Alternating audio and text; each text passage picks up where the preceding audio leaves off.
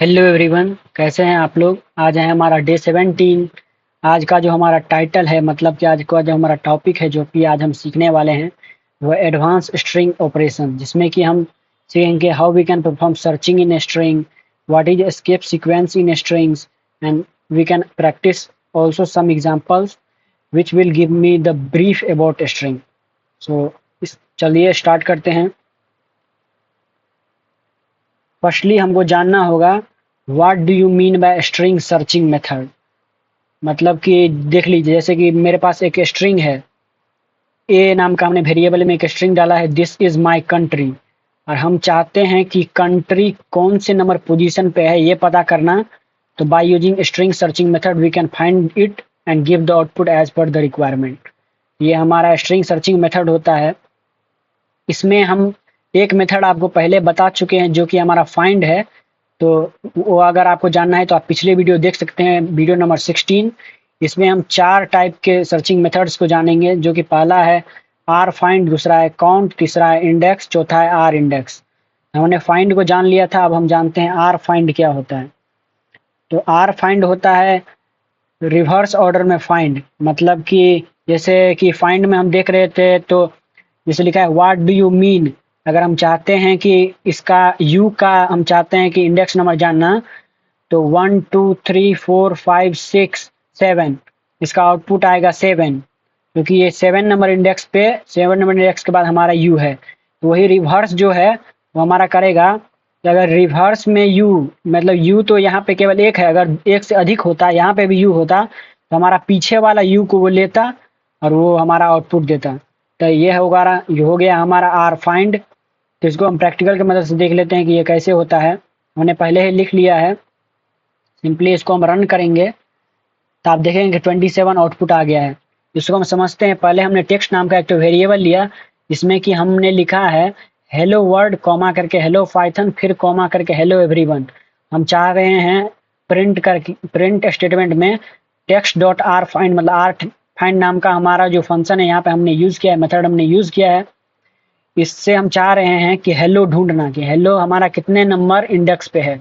तो ये हेलो यहाँ पे 3 तो है, लेकिन मैंने आपको बताया आर फाइंड रिवर्स से देखेगा, मतलब सबसे लास्ट में देखेगा। तो हमारा 1 2 3 4 5 ऐसे करते करते यहाँ तक हमारा 27 आता है। इसके बाद है हमारा हेलो, तो 27 यहाँ पे प्रिंट किया, इसके बाद हेलो है, तो हमारा ये प्रिंट होके आ गया।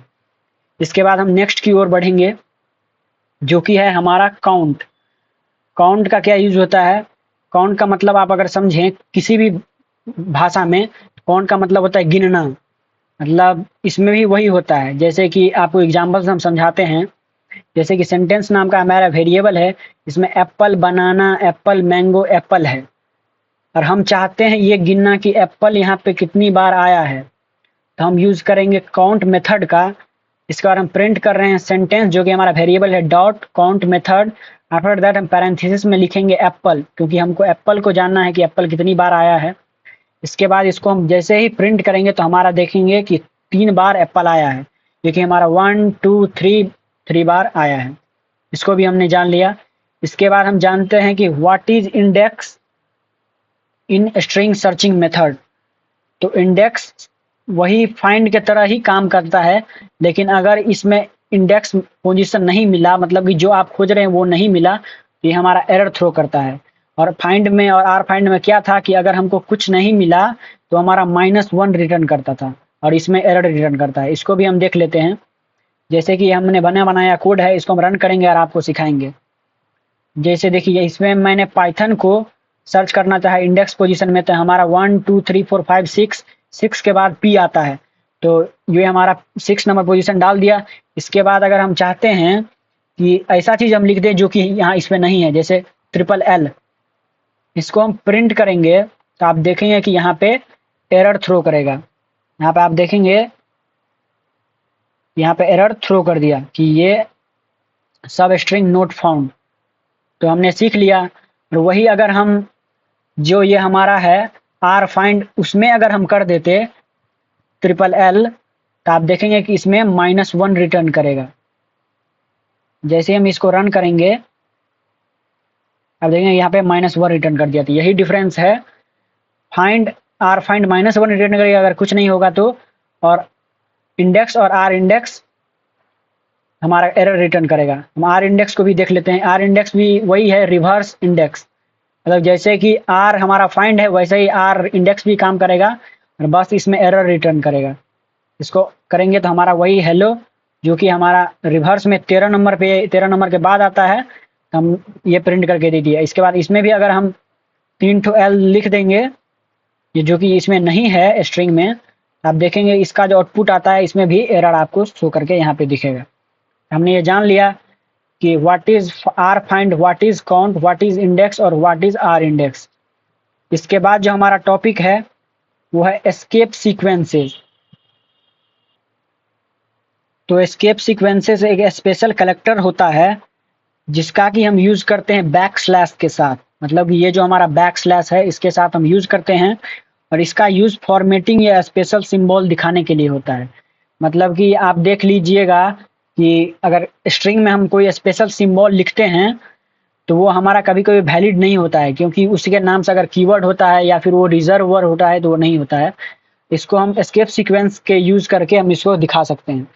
तो इसको हम देखते हैं, जो कि पहला है वो हमको देखेंगे बैक स्लैश एन क्या होता है, बैक स्लैश टी क्या होता है, डबल बैक स्लैश क्या होता है, बैक स्लैश डबल कोट क्या होता है। तो हम ये चारों को सीखेंगे, ये दोनों एक ही है और इसको हम सीखेंगे।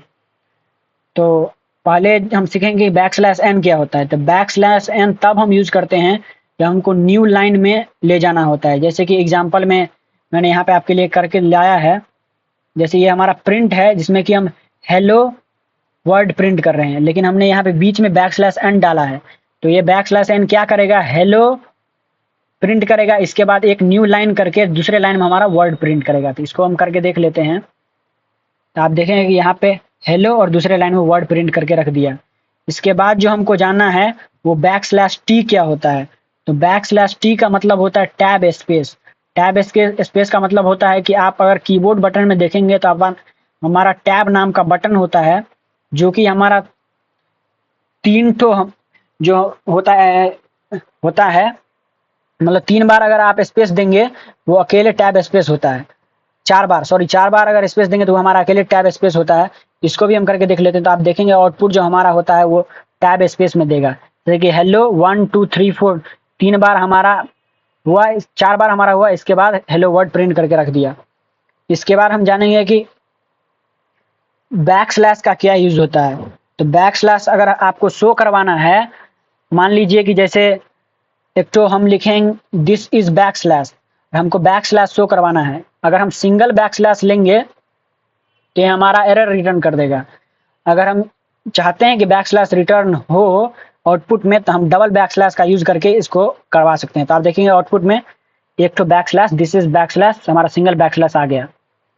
इसको भी हम करके देख लें। इसके बाद जो हमारा लास्ट वन है वो है हमारा कि हम कैसे इसमें डबल कोट लगा सकते हैं, मतलब कोट के अंदर कोट हम कैसे लगा सकते हैं। स्ट्रिंग के अंदर अगर हमको स्ट्रिंग लिखना है तो इसमें हमको 2 कोट का जरूरत होगा। तो इसको हम कैसे लगा सकते हैं, तो इससे आप समझ, जैसे प्रिंट हमारा फंक्शन है, इसमें हम किए हैं ही सेड जो कि हमारा बाहर वाला हमारा कोट है, इसको हमने बाहर वाले कोट से बंद किया। इसके बाद अंदर में जो हमने लिखा है वो अंदर में हमको एक तो और कोट लगाना है, मतलब कि एक तो और डबल कोट का यूज करना है दूसरे स्ट्रिंग के लिए।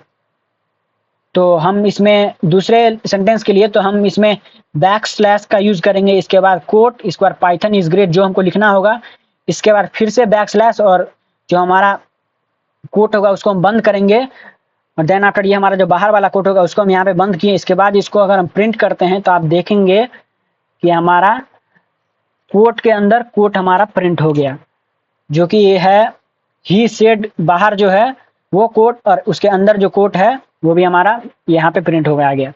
हमने इसको भी देख लिया। इसके बाद हम कुछ प्रैक्टिस प्रॉब्लम्स देखते हैं, मतलब हमको कुछ प्रॉब्लम्स को हम कैसे सॉल्व कर सकते हैं उसको हम देखते हैं। हमने पीछे जो सीखा उसी से रिलेटेड प्रॉब्लम है। तो मान लीजिए मेरे पास एक तो पैराग्राफ है, और पैराग्राफ में बहुत सारे वर्ड्स हैं, जैसे Python is powerful, Python is easy to learn, Python is everywhere. इसमें हम चाहते हैं कि पाइथन कितने बार यहाँ पे है उसको चेक करना। तो आप इसमें क्या यूज करेंगे, तो इसमें आप यूज करेंगे काउंट मेथड का, जो कि हमने यहाँ पे यूज किया है, इसको हम प्रिंट करेंगे।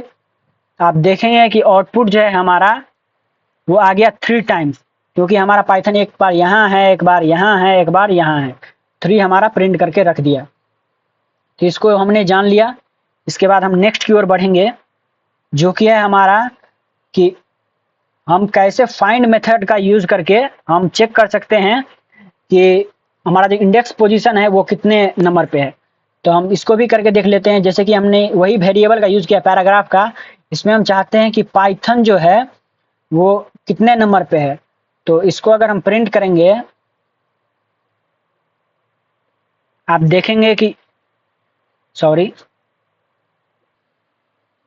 तो आप देखेंगे कि हमारा जो आउटपुट है वो 0 शो कर रहा है, क्योंकि पाइथन तो हमारा फर्स्ट इंडेक्स पे है, तो हमने हमारा यहाँ पे 0 शो करेगा। हमने इसको देख लिया। अगर वहीं पे हम फाइंड में अगर ऐसा हम सब स्ट्रिंग डाल देते जो कि इसमें उपस्थित नहीं है, तो हमको यहाँ पे प्रिंट करता -1। इसके बाद जो हमारा लास्ट वन है, जो कि आज हमको जानना है, वो है आर फाइंड का यूज करके हम कैसे प्रॉब्लम सॉल्व कर सकते हैं। तो इसको भी हम देख लेते हैं। इसमें भी हमारा पाइथन है, तो आप इसका आउटपुट बताइए क्या होगा। तो आउटपुट इसका होगा कि लास्ट पोजीशन पर जो पाइथन है उसका हमारा इंडेक्स शो करेगा। तो लास्ट पोजीशन पे कौन सा है, लास्ट पोजीशन पे हमारा ये वाला पाइथन है, तो इसका इंडेक्स नंबर क्या होगा। तो इसको अगर हम प्रिंट करते हैं तो आप देखेंगे कि इसका आउटपुट जो है 45 इंडेक्स के बाद ये है, तो हमारा 45 आ गया। तो this is all from my side. तो मिलते हैं नए वीडियो में, तब तक के लिए बाय बाय, थैंक यू।